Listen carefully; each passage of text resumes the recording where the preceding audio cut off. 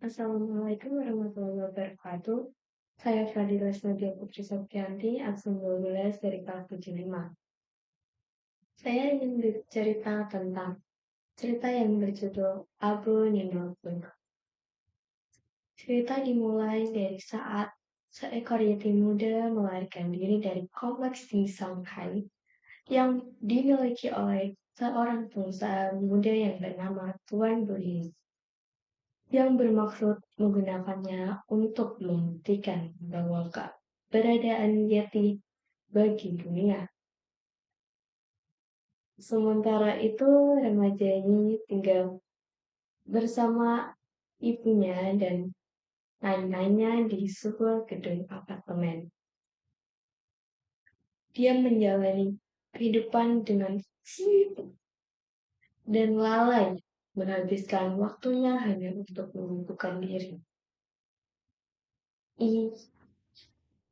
Dia memiliki teman, yaitu Tiny yang ahli dalam bermain basket dan Jin yang ahli teknologi dan juga populer.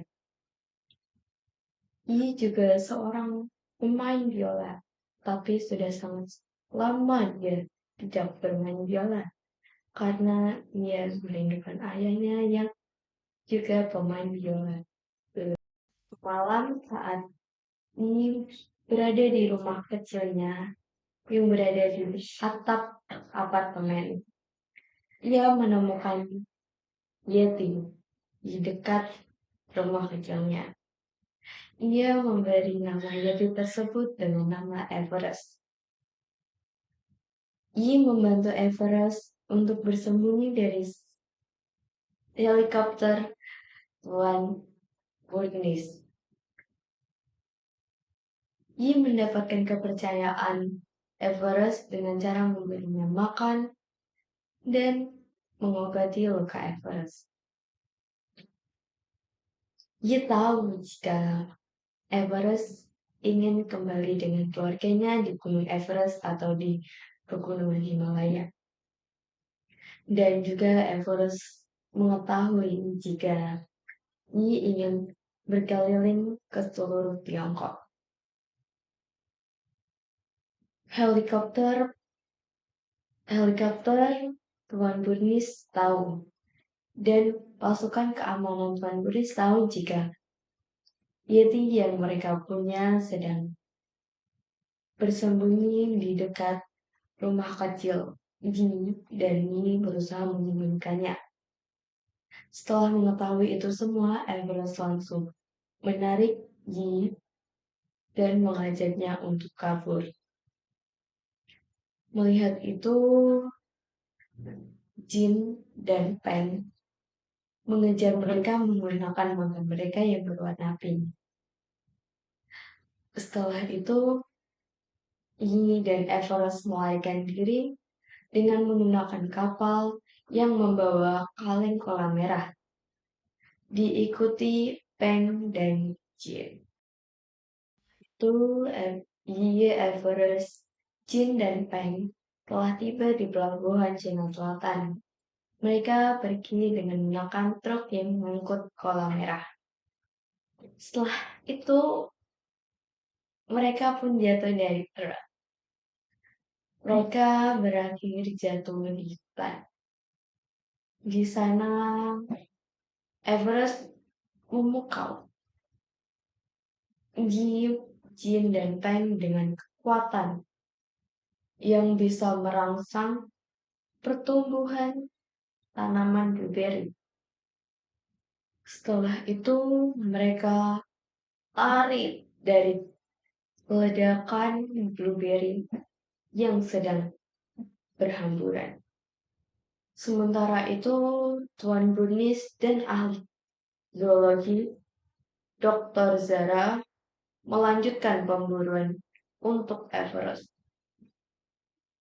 Mengikuti jejak Everest dan teman-temannya, mereka menyusul di wilayah yang mereka jatuhi, tetapi Everest menggunakan kekuatannya untuk membuat tanaman tumbuh menjadi besar dan dapat menerbangkan Everest, Yi, dan Pen. Sedangkan Jin tertinggal dan diwawancarai oleh petugas dari Tuan Bernis.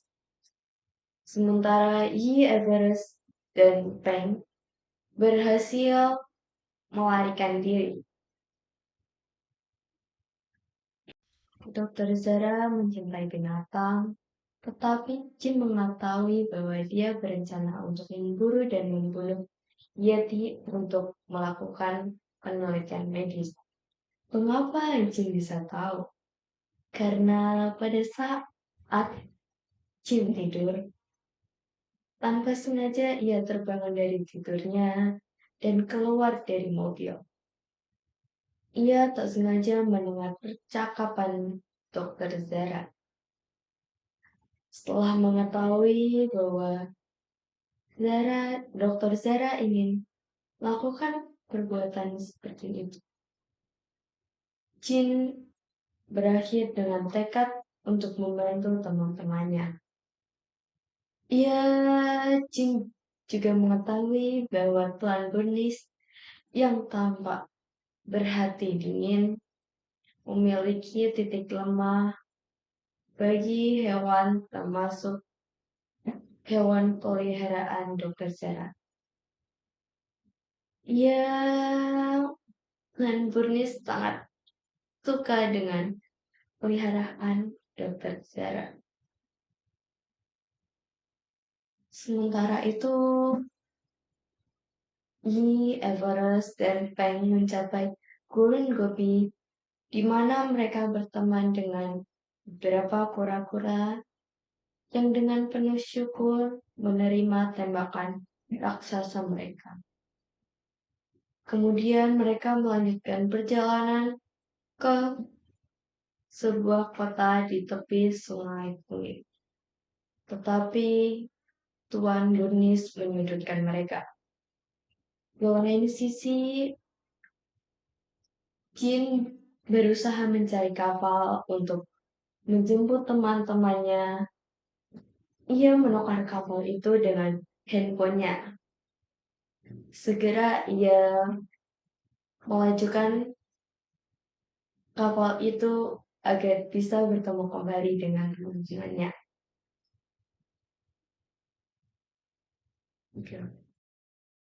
Mereka dari sudutan benteng-benteng Tuan Bernis. Ia melakukan perhitungan yang biasa ia lakukan dalam permainan bola basket. Setelah itu, banteng-banteng tersebut pun lari. Dan Jin datang menggunakan kapal mereka. Mereka pun segera naik dan pergi dari tempat itu. Setelah itu mereka berada di perkebunan bunga dan Everest lagi-lagi menggunakan tanya dan bunga itu mekar dengan besar. Kapal tersebut melaju. Setelah itu jatuh di antara perkebunan bambu. Tanpa sengaja biola yang dimiliki olehnya ditimpa oleh Everest sehingga biola tersebut rusak. Ia sangat sedih karena itu adalah biola milik sang almarhum ayahnya. Dengan perasaan yang sedih, ia menyendiri di tengah-tengah perkebunan bambu. Namun tanpa ia sadari, Everest, Jin, dan Peng memperbaiki biolanya. Senar biolanya diganti dengan bulu milik Everest. Sehingga biola tersebut memiliki kekuatan tersendiri. Saat mereka melanjutkan perjalanan dan mencapai Himalaya. Saat melintasi jembatan, mereka terjebak di kedua sisi oleh pasukan Tuan Bernis.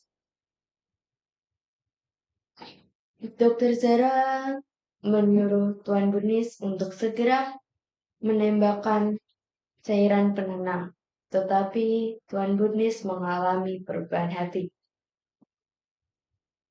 Tuan Bernis mengalami bayang-bayang saat ia sedang mendaki pegunungan Himalaya. Pertemuan pertamanya dengan Yeti yang melindungi anaknya. Tuan Bernis tidak jadi menembakkan cairan tersebut kepada Yeti. Berusaha untuk mengeksploitasi Everest sebagai penemuan ilmiahnya, Dr. Zara pun menyuntikkan cairan penenang kepada Tuan Bernis. Setelah Tuan Bernis pingsan, ia menyuruh ketua dari pasukan Tuan Bernis untuk segera menembakkan cairan penenang ke Everest.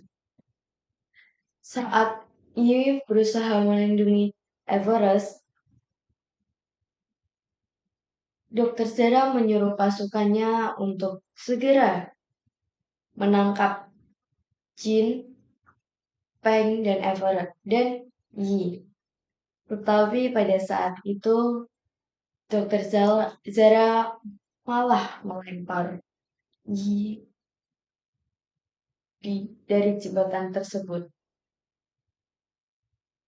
Ia meninggalkan jembatan tersebut dengan membawa Everest yang sudah pingsan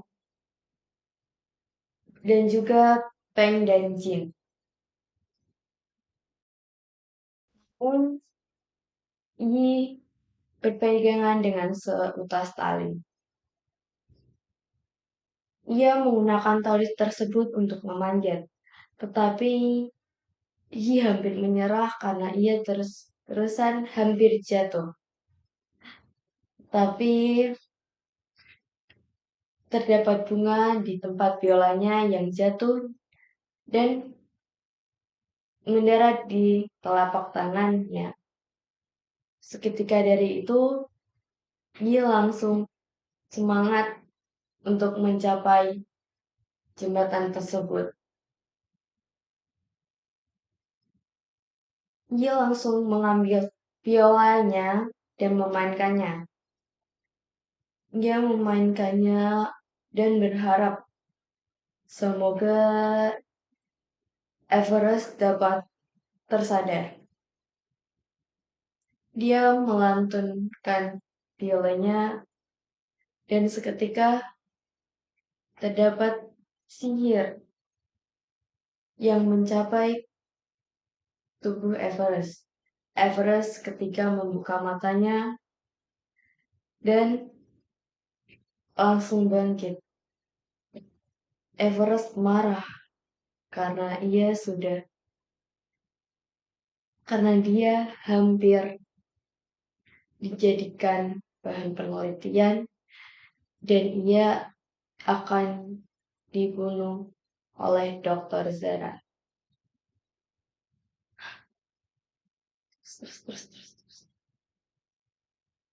Yi berlari mengejar pasukan tersebut.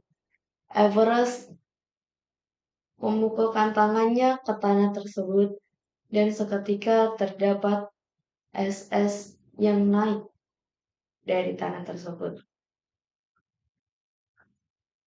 Seketika pasukan tersebut pun kaget dan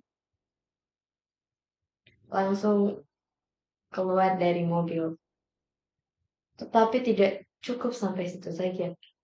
Dr. Zara kembali masuk ke dalam mobil dan mengendarai mobilnya untuk menabrakkan mobilnya itu ke Everest.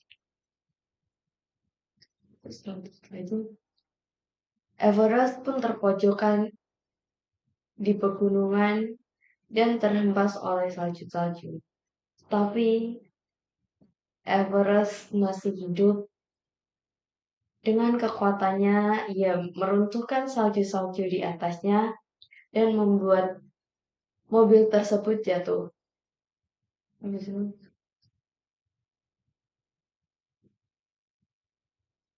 Yi Peng, Yi Peng, Jin, dan Tuan Burnis langsung melihat ke arah bawah.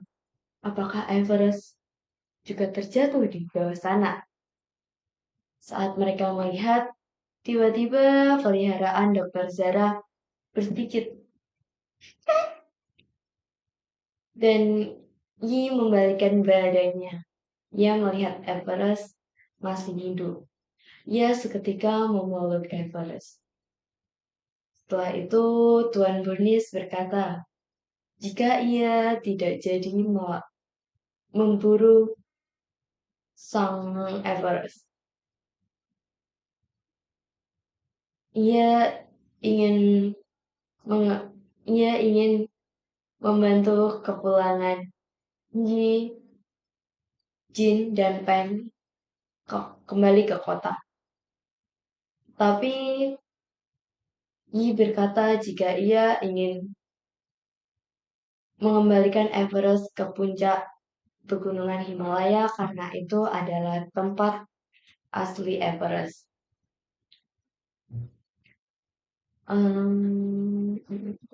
Terus dan dia berkata jika Yi, Peng, dan Jin kedinginan, sontak Tuan Burnis menyuruh pasukan mereka untuk melepas mantelnya dan memberikan mantel tersebut kepada Yi, Peng, dan Jin. Setelah itu mereka akan menuju ke puncak pegunungan Himalaya. Mereka menggunakan kekuatan Everest untuk menjadikan salju-salju menjadi bentuk ikan koi. Ikan koi tersebut, eh, ikan koi yang berasal dari salju-salju tersebut eh, membawa mereka menuju puncaknya. Setelah sampai mereka disambut dengan baik oleh keluarga Everest. Mereka telah sampai ke rumah ahli Everest. Setelah itu mereka mengucapkan selamat tinggal kepada Everest dan setelah itu Everest kembali ke keluarganya. Sebelum kembali, mereka saling berpelukan sebagai salam pisahan. Mereka kembali ke tempat Tuan Burnis menunggu mereka. Dengan kekuatan oleh yeti-yeti tersebut membawa mereka dengan percikan salju terus kembali ke Tuan Burnis. Setelah itu mereka pun kembali ke kota.